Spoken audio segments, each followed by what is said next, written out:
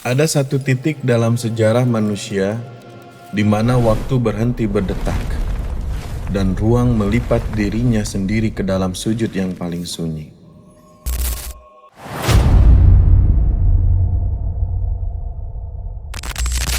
Kita sering mengenalnya sebagai Isra Mi'raj. Namun, mari kita lihat lebih dalam dari sekadar perjalanan fisik melintasi cakrawala. Bayangkan seorang manusia yang jiwanya sedang dihimpit beban kehilangan yang tak tertanggungkan. Apa yang disebut para sejarawan sebagai tahun kesedihan. Di tengah kepungan duka dan isolasi sosial, langit memutuskan untuk membuka pintu-pintunya. Ini bukan sekedar mukjizat, ini adalah respon semesta terhadap kerapuhan jiwa manusia. Secara filosofis, peristiwa ini adalah dekonstruksi terhadap realitas material kita. Sang Nabi tidak hanya bergerak secara horizontal dari Mekah ke Yerusalem, tetapi secara vertikal menembus lapisan-lapisan eksistensi. Di sini, dimensi ruang waktu yang kita agungkan luluh lantah. Jika dalam kacamata psikologi klinis, kita mengenal proses transendensi sebagai penyembuhan luka batin, maka Miraj adalah bentuk transendensi tertinggi. Perjalanan ini mengajarkan bahwa ketika dunia horizontal di sekitar kita menyempit dan menindas, selalu ada dimensi vertikal yang tak terbatas untuk dijelajahi. Naik melintasi 7 lapis langit, sang pengelana agung ini bertemu dengan para pendahulu para nabi yang masing-masing mewakili spektrum pengalaman manusia.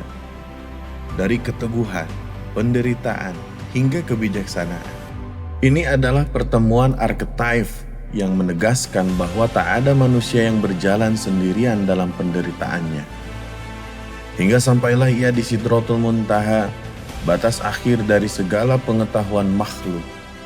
Di titik ini, bahasa menjadi bisu, logika terbakar habis. Penyair akan mengatakan bahwa disinilah mawar keilahian mekar tanpa kelopak, di mana sang hamba berdiri di hadapan sang pencipta, dalam jarak yang digambarkan sebagai 2 busur panah atau bahkan lebih dekat lagi. Namun, inti dari drama kosmik ini bukanlah tentang menetap di sana. Kejeniusan narasi spiritual ini terletak pada kepulangannya. Sang Nabi tidak memilih untuk larut dalam ekstasi ketuhanan selamanya.